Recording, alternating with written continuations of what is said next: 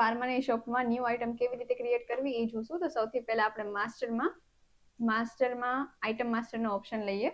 એમાં F2 થી આપણે ન્યૂ આઇટમ બનાવી શકશું. જેમ કે અહીંયા $650 લઈએ અને આપણે અહીંયા એનું પેકેજિંગ નાખીએ કે એક સ્ટ્રીપમાં 10 ટેબ્લેટ્સ છે.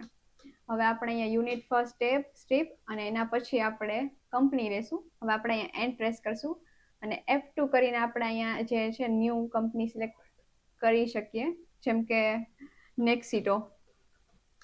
હવે આપણે Ctrl W કરીને સેવ કરી નાખીએ. હવે આપણે નેક્સિટો લઈ લઈએ. એવી જ રીતે બધામાં એન્ડ પ્રેસ કરી એનું જે પેરાસિટામોલ છે સોલ્ટ એ લઈએ. પછી નીચે બી કેટેગરી લઈએ, જેમ કે આની ટેબ છે, અને નીચે આપણે એનું HSN લઈએ કે આનો HSN છે અત્યારે 3004 અને એનો જે ટેક્સ રેટ છે એ 5 છે, તો આપણે 2.5 નાખી Ctrl W કરી અને સેવ કરી નાખીએ. અને પછી આપણે Ctrl W કરીને આઇટમ સેવ કરશું એટલે આપણને અહીંયા દેખાશે.